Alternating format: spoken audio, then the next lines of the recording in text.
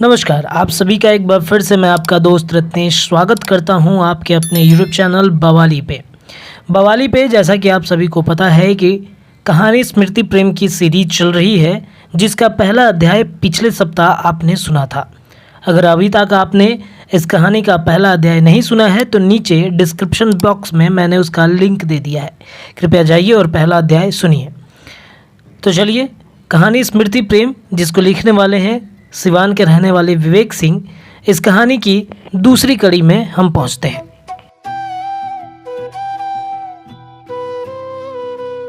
उसके दिव्य स्वरूप अंग पर श्वेत वस्त्रों का आवरण उस पूर्णिमा की चांदनी में मानो ऐसा लग रहा था जैसे कोई स्वर्ग सुंदरी स्वर्ग से उतरकर अपनी मधुर सुगंध और चंचल चितवन से पूरी सृष्टि के सृजन जीवों का मन विभूषित कर रही हो। वो मुझसे थोड़ी दूर जाकर किसी अचंभित दृश्य को देखकर बोली, वो देखो मनु, गगन में विचरते मेघ के गर्भ में वर्षा रूप अमृत नीर जो उस चांद को दूधिया रात्रि में विशाल दूध का सागर प्रतीत होता है, और उस दूध के सागर में उतरता संपूर्ण चांद अपनी सारी दुविधाओं को त्याग अटखेलियां कर रहा है। कितना मनोहर और पवित्र दृश्य है, मानो इसमें कोई छल ही ना हो। लेकिन वास्तविकता में ना ही चांद उस नीर में उतरता है और ना ही नीर दूध का सागर हुआ है, लेकिन प्रकृति का ये अनूठा भाव मानो सारी संस्कृति को उस मनोहर दृश्य के प्रति आकर्षित कर रही है। उनके इस निश्चल प्रेम और मिलन को देखो मनु। मैं लता के समीप जाकर उसके कंधों को अपने दोनों हाथों से स्पर्श किया और अपने चेहरे को उसके कंधे पर रखकर उस मनोहर दृश्य का भोग करते हुए कहा, देख रहा हूं लता, जो तुम दिखा रही हो ना ही दूध का सागर है और ना ही चांद उस नीर में उतरा है, लेकिन जो चांद इस नीर के हृदय तल में स्वदेव बसा हो उसको कैसे झुठलाओगी? तुम मुझ में पूर्ण रूप से समाई हुई हो, लेकिन मैं तुम में कब गुथा जाऊंगा लता?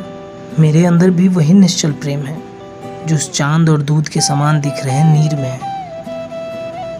मेरे इस भावपूर्ण शब्द को सुनकर लता मेरी तरफ देखने लगी। मैं उसकी आंखों में देख रहा था और वो मेरी आंखों में। लता के आंखों में वही निश्चल प्रेम का नीर उभर आया था जो उसके हृदय में भरा पड़ा था। वो अपनी आंखों को मुझसे चुराते हुए बोली, जिस दिन तुम्हारे हृदय में निस्वार्थ भाव प्रेम होगा, उस दिन तुम खुद मुझ में समा जाओगे मनु। मैं तो तुम्हारी ही हूँ, इसमें कोई दोहरी बात ही नहीं। लेकिन अभी भी तुम उस प्रेम के डोर को नहीं पकड़ पाए हो जो हम दोनों को बांध सके। लता की ये बातें मेरे हृदय को किसी सूल की भांति छेदे जा रही थी। जैसे लग रहा था कोई अनेकों तेज धार वाले शस्त्रों से मुझे काट रहा है। मैं लता से आंखें नहीं मिला पा रहा था। शायद यह पहली बार हुआ था। वर्षों की मेरी भोग कामना ने मुझे श्रापित कर दिया था। इसी वजह से मेरी स्मृति, मेरे बीते स्मृति प्रेम की झांकियां मुझे बार बार दिखाई जा रही थी। पूरे 2.5 दशक हो गए थे ये बात बीते हुए, लेकिन मेरा अंतर मन पता नहीं क्यों लता को नहीं भूल पाया। भूलता भी क्यों?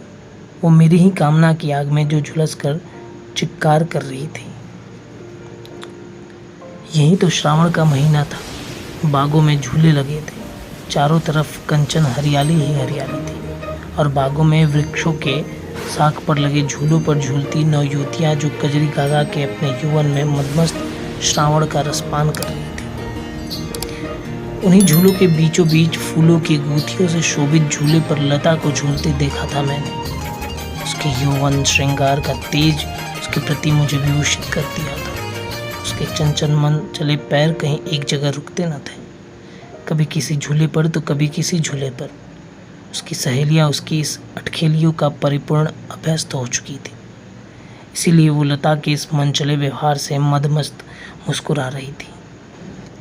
कहीं और प्रांत के ये यात्री थे जो प्रतिवर्ष इस श्रावण मेले में आया करते थे, लेकिन लता शायद पहली बार आई थी इस मेले में। तो कहानी कैसी लगी हमें ज़रूर बताइएगा नीचे कमेंट बॉक्स में, और अगर कहानी अच्छी लगे तो कृपया अपने इसे स्टेटस में ज़रूर लगाइए।